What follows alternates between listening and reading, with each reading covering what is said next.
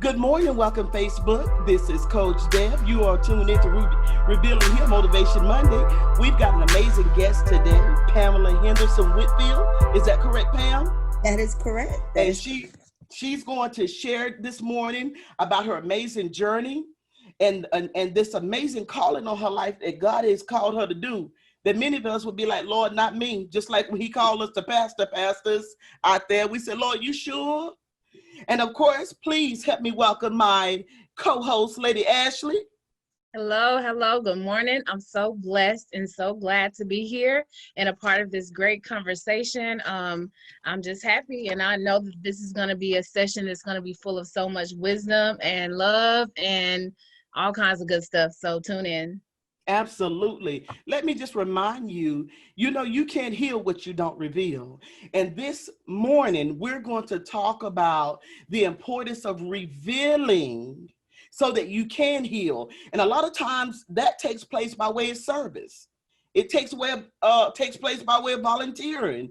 It takes place. There are many ways that God may use you to heal. A lot of times when you're hurting, the best way to heal is by helping someone else. Am I right about it? Absolutely. Right. So as we get ready to move forward, this morning, I want those of you that are watching to please go ahead and tag a friend, tag them and let them know that Motivation Monday is on this morning. And our goal is to motivate you so that you will have something to help you throughout the week, beginning with today. So also I want to let you know, please let them know that we can be seen on IG, Instagram, Facebook Live, and also YouTube. So you want to put that out as well. Let's move forward. I'm so excited, Pam. Look at you. Honey, baby, living your best life. I told you before we were on camera, I seen you come up out that water, girl, like Bo Derek. I was feeling they need to go on your friend. Facebook so they can see what I'm talking about. Don't show them those big legs. I just put it all out there, honey. I just put it all. My, listen, I'm telling you, it's like there's something going on with the pandemic, and all the sadness. There's something going on. I believe that the Lord is stirring the waters for rejuvenation and for people to be revitalized, and for them to just relive. It's like let's just start over and begin again. You know what I'm saying? With all this going on, I think it's a place where we can begin again, because he's exposing things that we need to get in order. Am I right about it? Absolutely. I'm going to stop right there because I want to go ahead and give the people just a little bit about you as we move forward. Lady Ashley and I, we're going to have questions for you. Pamela Whitfield, born and raised in Cartersville, Georgia, married to Chief Officer Carlos Whitfield for almost 15 years. In November. Together, they have 4 sons and 2 grandsons. Currently residing in Acworth, Georgia, Whitfield is self-employed as a self-taught chef and owner of By Your Side Catering Company.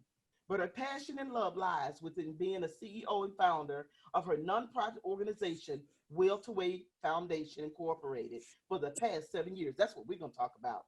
Whitfield, along with her team, have served over 800,000 people worldwide and continues to make strides to rid the world of hunger and homelessness by serving the undeserved weekly by providing a hot meal, clothing, and basic necessities to help make life on the mean streets as comfortable as possible.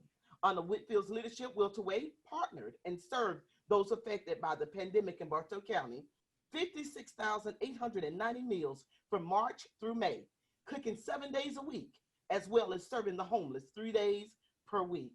Pamela's, her favorite saying is, any day is a good day to serve. That's right. You need to make that a t-shirt. I shouldn't I? Honey, let's get this money. Let's get I this always money. recognize these good quotes. Everybody that come on, they always have something that just hit me. You know what I'm saying? Yes. And you want to put it all on t-shirts. Right. Any day is a good day to serve. Because see, if you're doing something in the community, it's just a way for you to be able to get back and get support. Absolutely. You understand? Yes, ma'am. Absolutely. Now, when the Lord went to the cross, that wasn't free. He paid his blood. So The I ain't ultimate hearing it. sacrifice. He paid Trying the to let you ultimate know. sacrifice. Yes. Show you right. So That's you good want to right make there. sure you make a note of that, Sugarfoot. I That just put it down in my phone, honey. I got it. Okay. Now, what I I'm gonna got do you.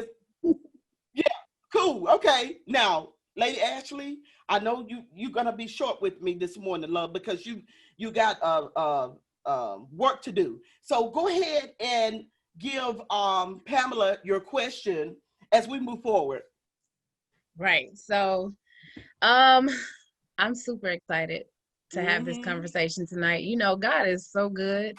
He will always put us in a position to where his light will shine brighter than us. And that's a beautiful thing, you know, just to be that vessel that can allow God's light to shine through. Pam, I personally have seen your work. And I give you mad respect for all that you do, all that you have done. I see videos, I see pictures, I hear people chattering about the work that you do, and that's to be commended, because a lot of people couldn't see the need and then bypass the need without fully walking in whatever the calling is that God has for you. So I want to give you mad props and mad respect tonight for all the hard work that you do that people know of, and for the things that they don't know of. So honor you tonight. Um, so You my keep first saying question, tonight, but you know that it's early in the morning. yeah, you know, I'm a late bird type person, you know, so my night is my morning. So if you hear me say night, just charge it to the fact that, you know, I'm homeschooling these kids, and I have no sense I of love day it. or time. I love it.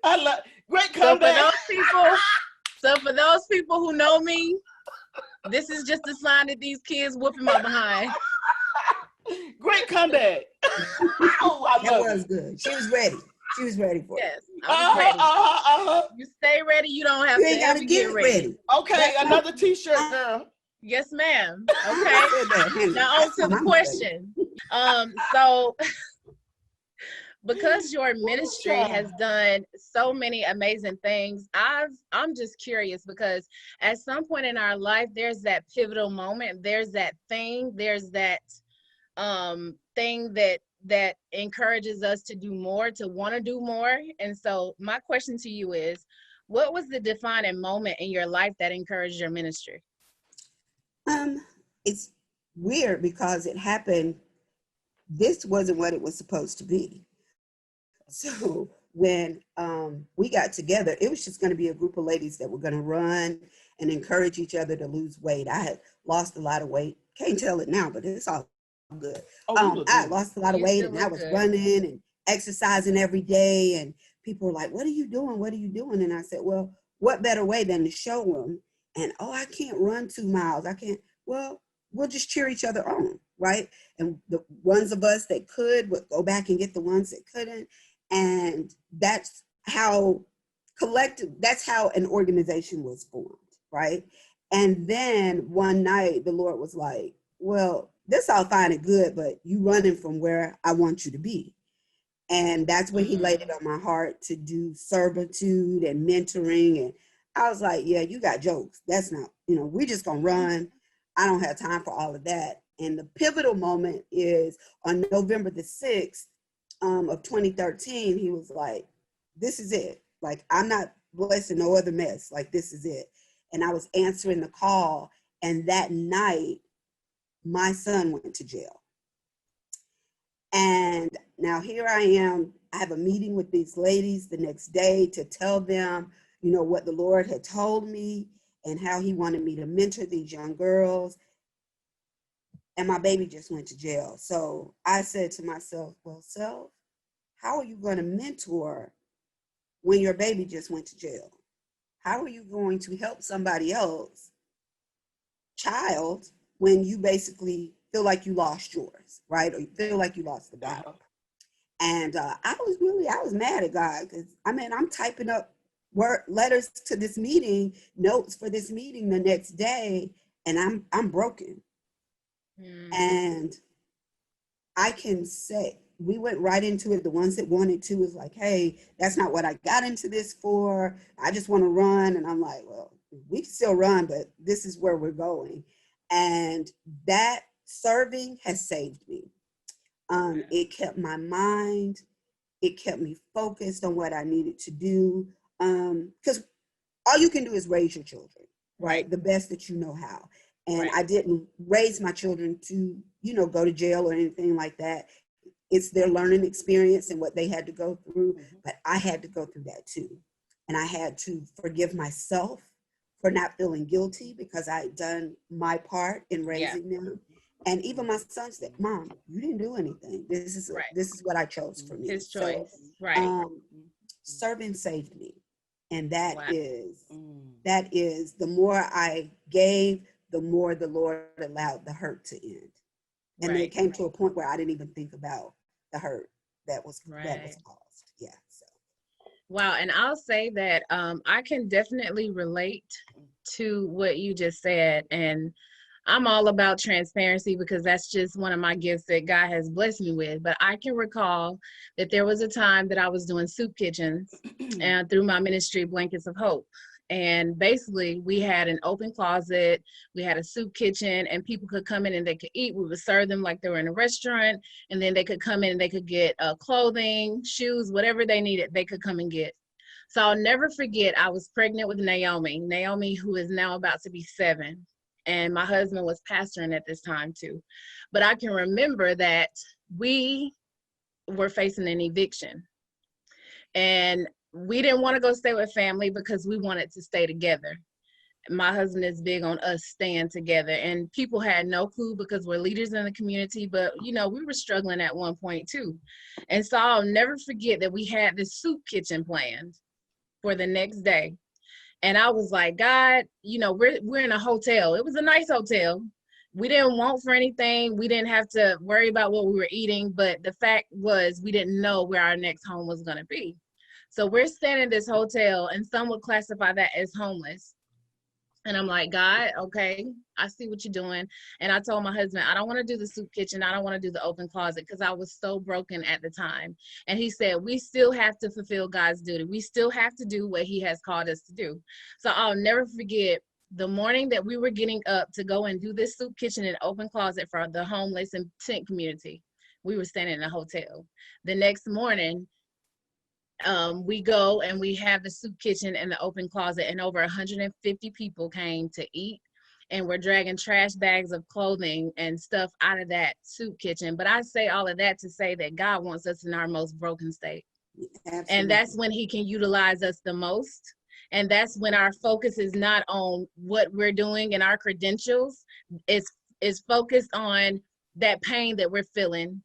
And I think that that's when God can use us the most. So I think that's probably what makes your ministry the success that it is. So I can appreciate that. I totally, and thank you for sharing that story. Yeah. It's in the midst of your brokenness that your bruises heal. And I stand firm on that. And I don't mind telling, people are like, your son went to jail. Yeah, both of them at the same time. I had both of them in there. So I was honest with people. This is what happened. Like, let me tell you this story. This is what happened, but this is why I continue to serve. Yeah. Because out of that, God's going to continue to get the glory. Absolutely. And he has. 800,000 people later, he's continually getting the glory. Yes. Wow, that's amazing that you even keep up with a number, because, I forget after about a good 4 or 5 with everything that I got going on. But hey. And I have to write that stuff down. I have to write it down. Don't listen. I have to write it down. So right. Yeah. Right. That's awesome. I appreciate the transparency this morning, because that's what Reveal and Heal is all about. And it's important that we as hosts and co-hosts, we're also as transparent. Reveal and Heal was birthed out of that type of situation, because when I was in a battered situation, I continued to try to aid and help other people when I was looked upon, you can't even help yourself. I recall one in particular situation when I was working for Emmanuel Broadcasting Network, 91.7. I was the night praiser at the Christian radio station. So I was an advocate for victims of domestic violence and anybody that was on a break of committing suicide or whatever. Night praisers, when you work night, they used to say this song come out one time, the freaks come out at night. Well, shoot, let me just tell you, when there is like abuse and all that type of stuff, it's some craziness that takes place, and you hear about it when you do Christian radio. And at that time, I was in abuse myself, being beat 7 days a week, twice on Sunday. And I still managed to go in and work the third shift with a patch over my eye from a black eye or limping on a crutch because I had to go up the stairs to get to the studio. And the president was like, why do you keep coming? You are advocating and you are helping other people, and it just don't appear that you can help yourself. I said, well, you know what? I'm helping myself. Yes. I said, I can't lay down and die. You know, when there are people that need me because lives are being saved. Yes. Right. So that's why I'm where I am today, because through me helping others, my life was saved. So I can appreciate what y'all have shared, because at the end of the day, we got to keep on going. We got to understand that whatever is going on is bigger than us. That's so right. My metaphor for helping other people, when you need help yourself, is reveal and heal. That's right. That's what it is. So thank you this morning for your transparency. And I want to move forward, and I want you to share, Pam, with how important is it, you know, that you do what you're doing in the village, because you can't feed everybody. You know what I'm saying? You're just one. Right. So how important is it that you continue to do what you're doing in the village? And of course, other people take grab a apron and help out. Absolutely. That's really funny. At first it seems like you're doing everything all yourself. And it wasn't really until this time of this pandemic, this sit down time with God, that I realized how broad my village is, and how many people came every day in the midst of not knowing what was going on, and a virus that could kill any of us just for being in contact with each other, and how many people came to serve. And during that time, we served in Cartersville over 56,000 meals, 900 meals a day for over 90 days.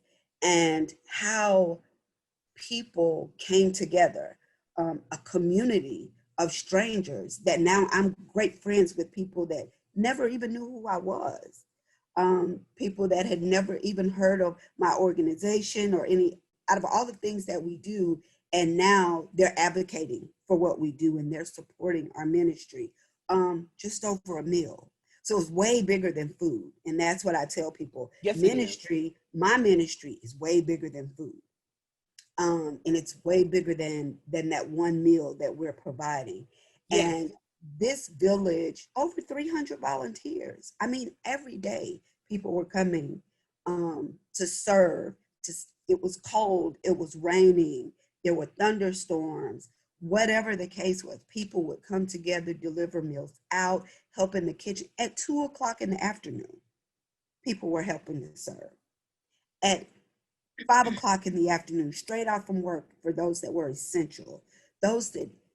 What I really loved and took out of this whole pandemic was, in the village, was some people came that actually were customers. They would come by and get a free meal because they needed it, but they would come in and serve too.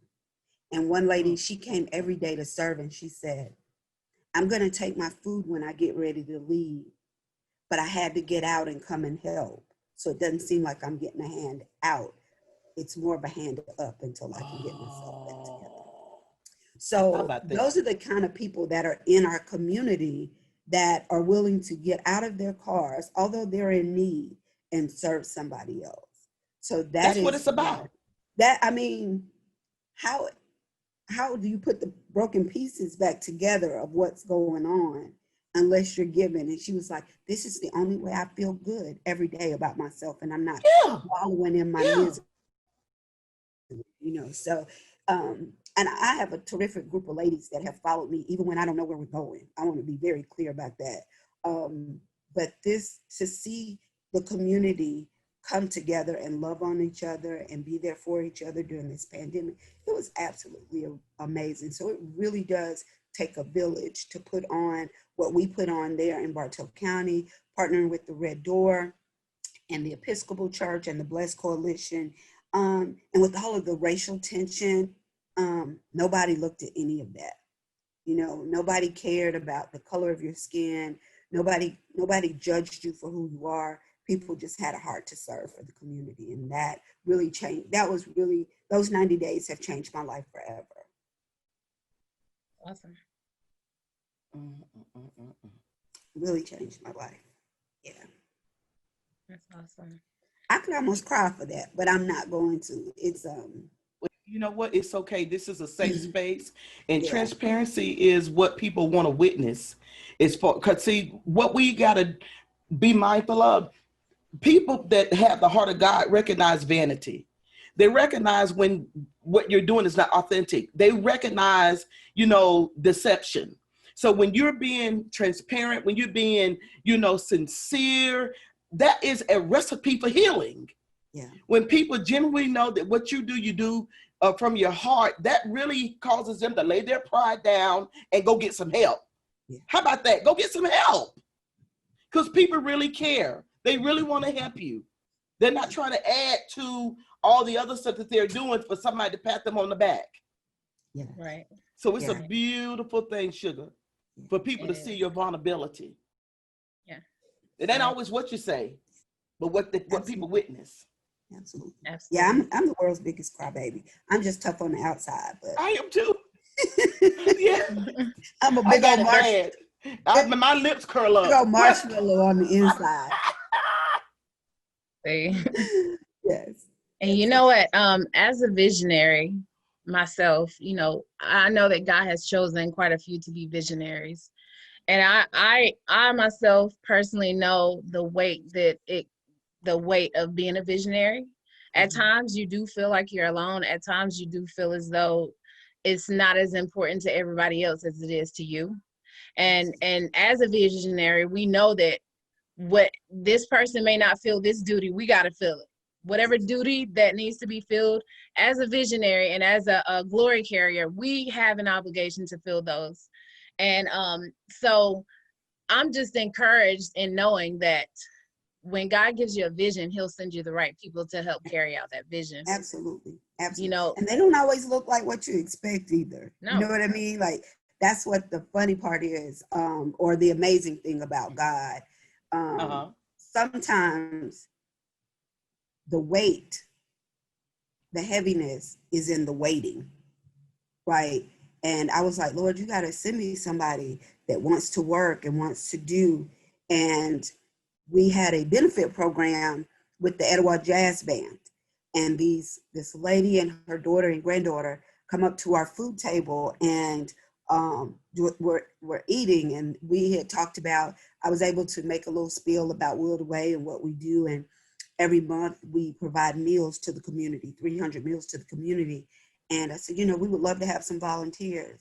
And here they are, don't look like me, didn't know me. And they were like, we want to help serve. And they were there every day, those 90 days during that pandemic. Even on the days where I'm like, hey, I'm only going to work a few hours. I got to take a break. Because I was still working my real job too.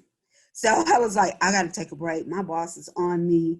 And they were there, lifting me up, working when, Pam, go take a break. Go, worry about you and we'll take care of this. So he will send you what you need in the time of need, for the need. And I am so thankful to him for that. It's hard because my mind won't stop working, right? And I'm like, okay, Lord, I don't really want to do that. Like, chill out. Don't give me nothing else right now. My plate is full.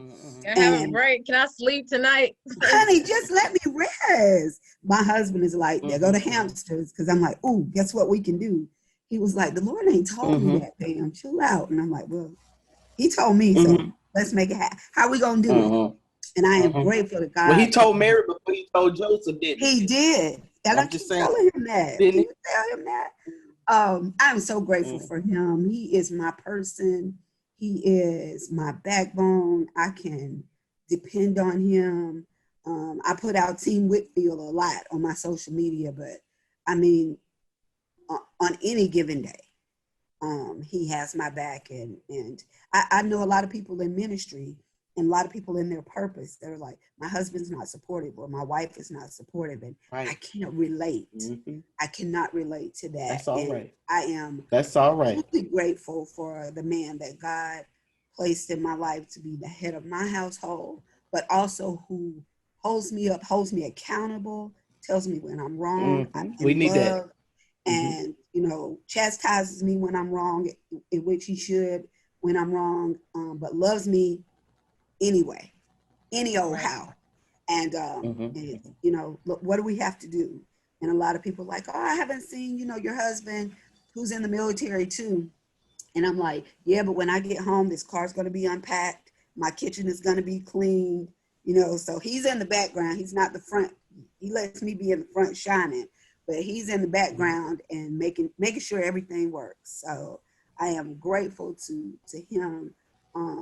And I pray that every woman, God finds them a man, a godly man that is their hero. Whether he be in uniform or out of uniform, that's going to stand by them and love them and be there for them.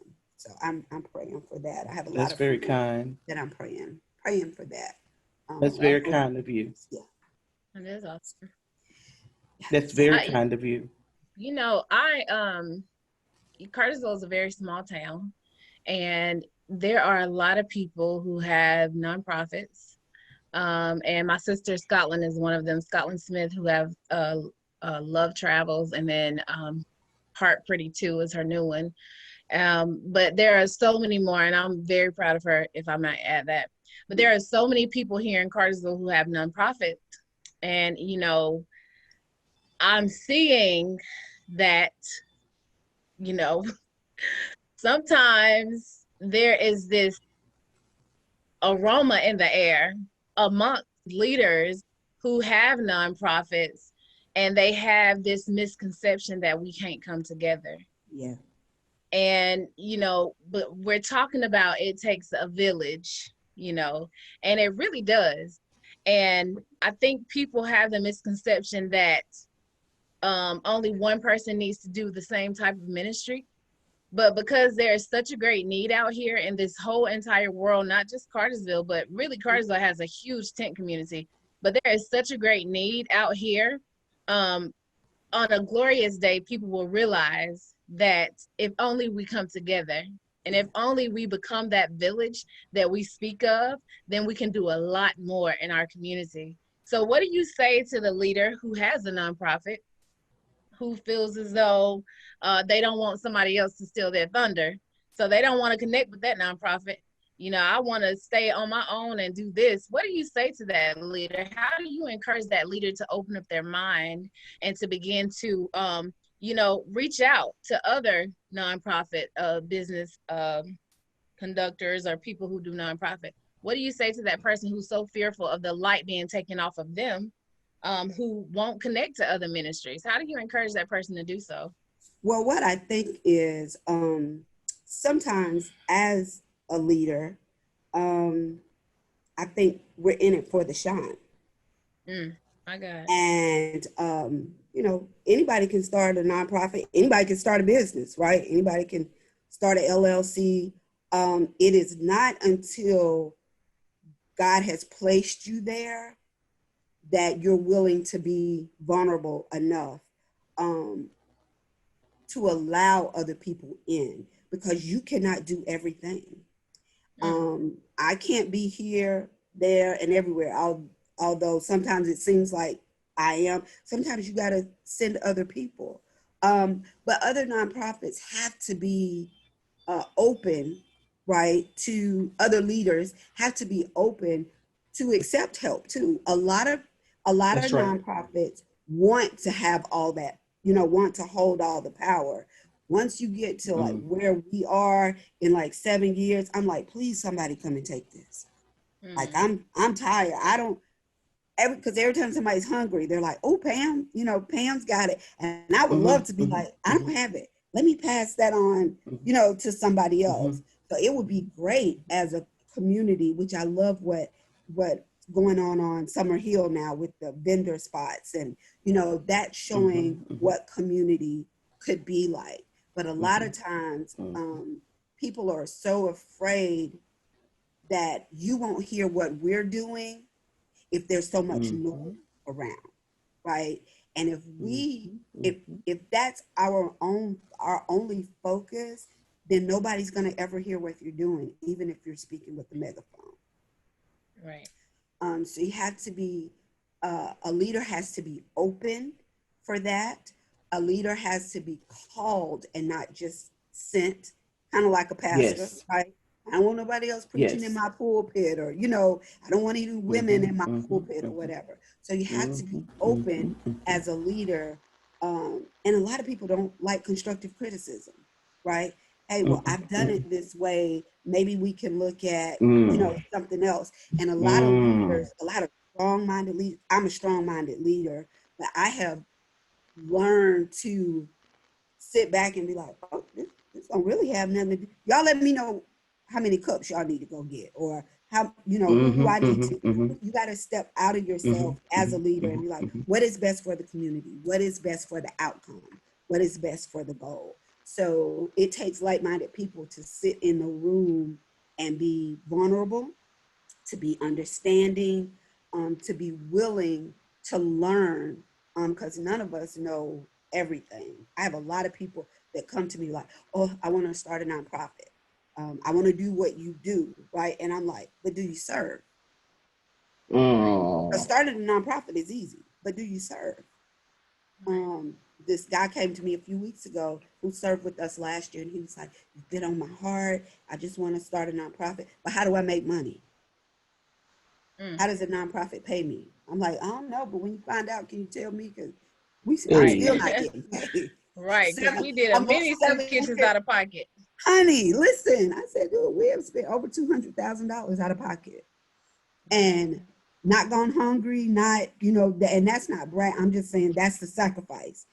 Tithing and willed away. Those were our things. And now the nonprofit is able to stand on its own, but it's a sacrifice.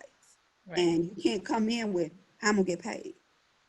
Right. Because what you serving? You definitely have to have the right motives, because you definitely see that there are a lot of people who just want to be either connected to people who have nonprofits because they see what they're doing in the community, or Yes. who want that limelight, but you definitely have to have the heart of a server, period. There's no other way to do it.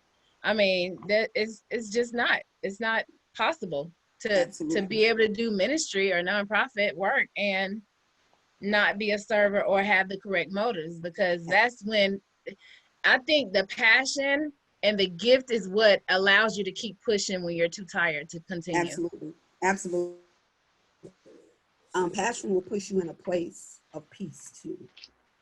Passion will put you in a place of perpetuity, and passion will put you in a place of, Lord, okay, I'm tired of this. You can have this back. And he was like, no, and Mhm. then I'm going to Mhm. add some to it. Right. And Mhm. you get to that Mhm. point, and as a visionary, and you know what else is, I was talking to my husband about this the other day. A lot of times we start taking on everything because we want people to Mhm. see us, right? And then it's so Mm, heavy, and you're like, yep, I can do that. Yep, I can do that. Yep, I can do that. And that was me when I first started out, because I wanted everybody to like me, and I wanted everybody to, like, we were Soul Sisters Run at the time. I wanted everybody to like Soul Sisters Run, and it, honey, everybody just ain't gonna like you, and that's all right. Mhm. But I had to start taking stuff off, right? I Mhm. had to start unpacking these layers because I was literally making myself sick trying to appease folks that don't even like me. right. And when you reach um a certain level of awareness within yourself, you don't care who like you and who don't. It That doesn't part, bother you. It doesn't bother you when people see you and they don't even speak. Those things don't. don't move you, don't bother you. Yeah, You know, we definitely have to keep our focus on being a part of the village, doing our duty, because it takes people being aware and acknowledging what their duty within the village is. absolutely. Because a lot of times people just want to buy, but they don't want to do anything while they're there. So, you know, I'm grateful to the people who have said yes to being a part of the village. You Absolutely. know, My favorite quote is from Kevin Hart, which is kind of odd, but he says, "Everybody wants to be famous, but nobody wants to put in the work." mm, Right. And that's, Well, everybody wants to grab onto a coattail because they see what's hot, what's new. You know, oh, she started a nonprofit. Let me run over here and do this. Oh, she started a business. Let me run. And but there's no depth. There's no sincerity. You're just mm, trying to grab on to what's hot and what's next, and you're mm. still empty inside. Wow. And that was well, me. I wanted to be a part of everything and wasn't a part of nothing. So Mm, I had to realize, first of all, internalize, why did I feel the need to be a part of everything? right. Why did I need to feel the need of taking on everybody else's stuff? And when I learned the power of no, that I can't save everybody, I can only help the people that are in my means to help. Because I was going broke trying to help everybody else, and then I see them in the store and they don't even speak.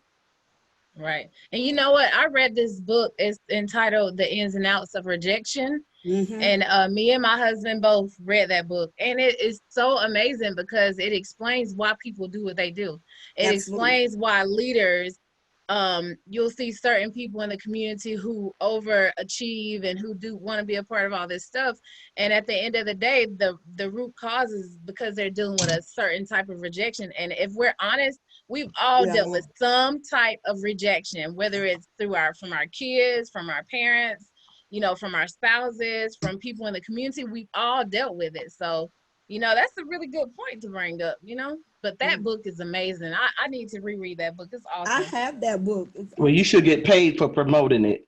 We have Yeah. Tell them questions, to give you so let some. me get to them before our time is up. Let me just say, just to piggyback on some of the information that's already been communicated regarding nonprofit. Um, a lot of time being in the tax business, I understand. See, people try to use service as a means of, scheme. And in my opinion, nonprofit is just service. You know what I'm saying? I Okay. believe that God has created us all to serve. And when you start nonprofit, you do the most work. The person that started is really the one that does the most work because it's in the service that people are drawn to you. Mm-hmm. Because people a lot of times get to thinking, oh, there they go, that nonprofit. That's just a way to scam and scheme. Because when it comes to nonprofit, you're supposed to keep a ledger, a logbook of all these things that you do so that the kind gifts keep coming. You know what I'm saying? So Mm-hmm. I believe that it still states that many are called, but few are chosen because people gonna soon get on out the way when they see it ain't no money making business. When they see that it's a social service that you do and ain't nothing given to you but gratitude. Yeah. You can't make Sometimes. no rich scheme from this. Ain't nothing given to you but the heart that's like, well, thank you, Lord, for the opportunity to give. You feel what I'm saying? And when God has called you to it, He's gonna get you through it. Right. Absolutely. Everything you need, you're gonna be able to get done, and your cup's gonna run over. So my question is, how important is it for people that have a passion to serve, but yet they would prefer to use that passion as a way to make money? How important is it for them to first move in a serving place? Work that thing because of passion and love doing it, because if you do, you never work again. You know what Absolutely. I'm saying? Absolutely. How important is it that people take that dream, that vision that God has given them, and just go with it and help other people? Because even in business, if your business is not something people need, you're not going to prosper. Absolutely. So it Yeah. goes both ways, Mm-hmm. nonprofit and business. whatever you're doing. If people don't need it, it ain't gonna prosper. That's right. That's right. So how important is it? So when people call me and tell me they want to start a nonprofit, my first thing to them is to serve under what you want to emulate for a year. Because if you can't serve under anybody else, you're not going to be able to serve the need of that you're trying to fill. Find you a mentor in that field. Like mine is hunger and homelessness. Find you a mentor in that field and work with that mentor for a year. That will really determine, and I'm talking about giving of your time, talents, and treasures. I mean, giving it, doing it. All consistent. of it. Consistently. And then you'll see, because a lot of times we're going off feeling, right? Especially like when people serve with us and they go out into the streets of Atlanta and see the actual homeless or the hype on the street. Yeah. Or the hype. Yeah. They see the hype of what's going on. You show up and be like, oh, this is great. And I'm like, you didn't see any of the background work, what it takes to get to this point, right? And because it's easy to come and show up at the end. I mean, actually, like church anniversary and all that kind of stuff, when everything is nice and already done, and then everybody, ooh, that was a great anniversary. You didn't put in the work.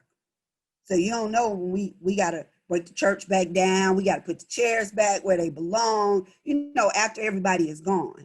So that's the thing. Everybody sees the glitz and the glam, but they don't know what goes into it on the back end. So that's what I tell people now, in order to really figure out, and I wish I had done that.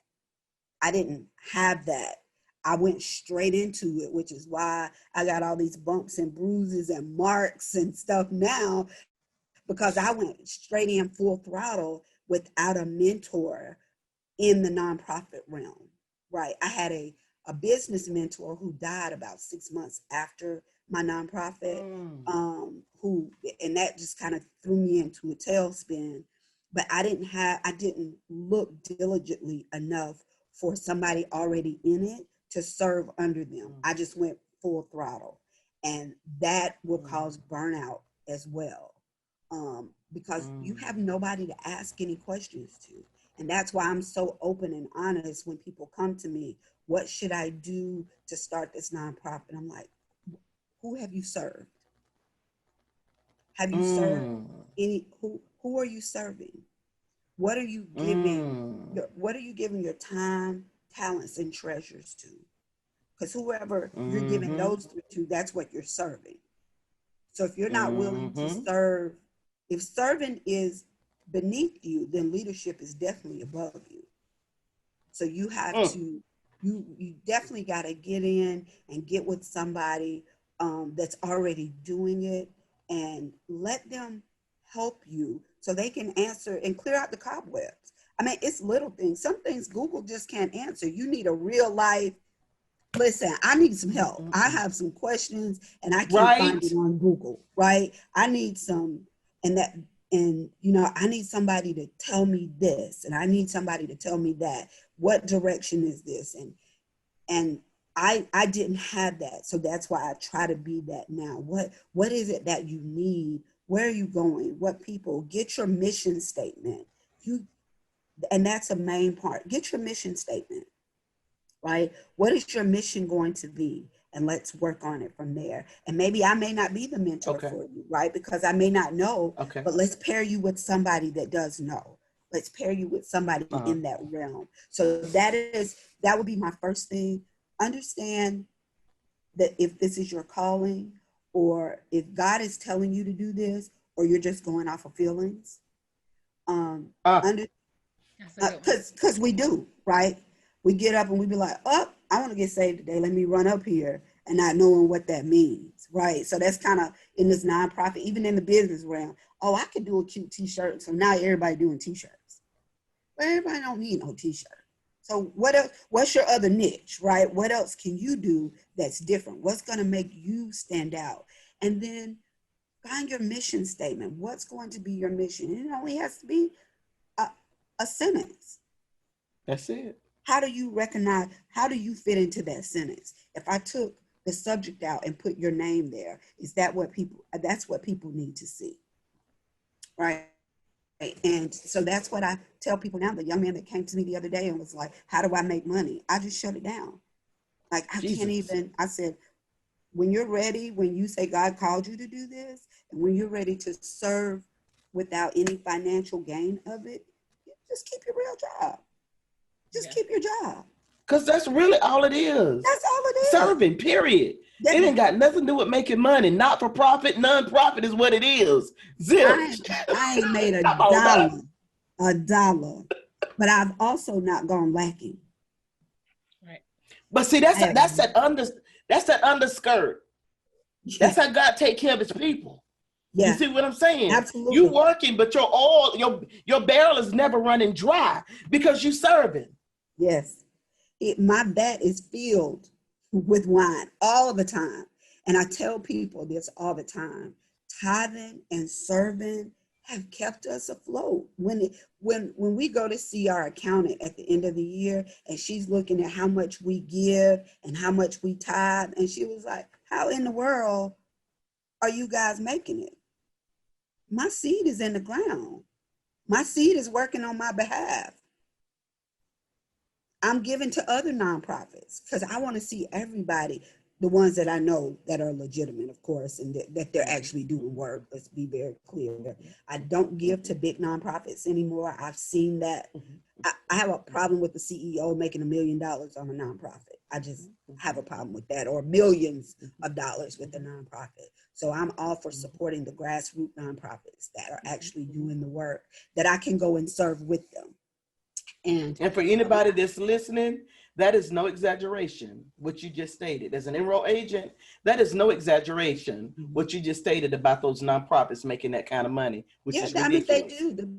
The bigger, I can actually give an example. Went to Houston for disaster relief when they had the flooding, and in 2017, and a big nonprofit that everybody donates to showed up at the NRC Center, which is where they were housing all these thousands of people. And we get there and they have lunch in this boardroom for all of the volunteers. And I'm not talking about a little lunch. I'm talking about, there was steak, there was tacos, there were nachos, there were ribs, there were baked beans. I mean, just the whole room, wall to wall, was filled with food. And they said, volunteers, please eat. And I'm like, well, we're good. We're going to go ahead and start working. So we go downstairs to where the people are that have been displaced, and they're eating MREs from the military and bologna sandwiches. I promise my right hand to God. And I was like, so wait a minute. Why are we eating the fat of the lamb and the people that are being displaced are eating MREs? And I don't know if you ever saw one, but it's not, that's what the Army. Yes, I have. Yeah. So it's not very It's tasteless. My husband said it tastes good when you're out in the field, and I guess anything does. Well, I guess so. When you out there in the boonies, honey, eat that and eat worms. So they'd rather eat that. But that's what they're eating: potato chips and MREs, and they're mashing them up together with some hot sauce, and that's what they're eating. Jesus. And then this big nonprofit comes, and they have gift cards, and they're giving each person $2,400 on a gift card, each person. So if you're a family of, you're family of six, each person is going to get 8. Family of 8. Let me get a calculator so I can. Honey, figure that up. That's how much y'all was going to get. Okay. $2,400 per person. Right. That's enough. Okay. So you're going to be all right. It would be a jump start, right? Into start figuring out what you were going to do. So they walk in, and this is what they do. We got these $2,400 gift cards. Y'all come on and get them. So in a panic, everybody just takes off running. They're running over people's kids. True story. They're fighting. True story. Saw it with my own eyes. They're fighting because you're thinking once they run out, I'm not, if I don't get in line, I'm not getting anything. So they totally mishandled that. And then they got mad. The National Guard was there, right? Because it was a disaster. The National Guard came and broke everybody up. They took people to jail for fighting, put them out of the facility, took people to jail, and that nonprofit packed up their stuff and didn't come back. And we were there for 5 days and they never came back. That's why I love Tyler Perry, because he goes to the place. He is the village. He will drive, he will fly his plane, he will take stuff. And then He you go will. to the Dollar Tree and they'll say, "Do you want to donate $1 to?" No, ma'am. I do nonprofit too. No, ma'am. That part. My 50 cent and I'm gonna help on my own, because I already know what kind of games they be playing. That's right. That's right. So they never came back in 5 days. The food kept coming to the volunteers who can afford to get whatever they wanted. And so I saw how the people were mishandled and mistreated. And so just be careful where you sell your money into the bigger names. People want to, donate to the bigger names, but us smaller names, Love Travels, Circle of Advancement, Willed Away, we can give you a tax write-off form too. It works just as well. So that's my spiel on that. But definitely, I mean, those people are there for a paycheck. Those executives they're making $600,000 or more a year. Some of the larger nonprofits, and not to say they're not doing some good work. So I don't want to, what I've seen. It's enough ugly. Ain't nobody looking at that. It's enough ugly that they're doing. Ain't nobody studying. Wow, that's But I need for you to go ahead and talk about your organization, because our time is caught up with us. So please talk about your app, your organization, talk about how people can give, get all that in there. Okay. Because I'm gonna let Lady Ashley share, and then we're gonna close out. Okay. Well, my nonprofit is the Will to Way Foundation. It's WILL, the number 2 Way, that's one word, Foundation Incorporated. We are based out of Bartow County. We serve everybody everywhere, which can be good or bad. We have served in 31 states and 14 countries, and we serve weekly, twice a week, to the homeless in downtown Atlanta. We serve the homeless and underserved a hot meal, blankets, basic necessities, toothbrush, toothpaste, underwear, rat traps, believe it or not. We've been asked for that a lot. Wow. Because you're out there in the elements and have all of your belongings. And so we probably provided about 20 rat traps this year, which has been very different. And so we also do monthly called Lunch of Love, which we will have next Saturday in Bartow County. We'll be at the First Presbyterian Church. We provide a hot meal. We actually prepare the meal, box the meal up there at the church, and then we go out and deliver the meal. So if you know anyone that would like a meal, please contact our office. Website www.willtowayfoundation.org. Our newest baby is our app, which we're going to launch officially next week. Oh, let me say this. I just got the trademark back. So we officially got our trademark on our app. So took almost a year. Excellent. But we are excited about that. But the app is called Pass a Plate, and it's on all arenas, Android, the Play Store, and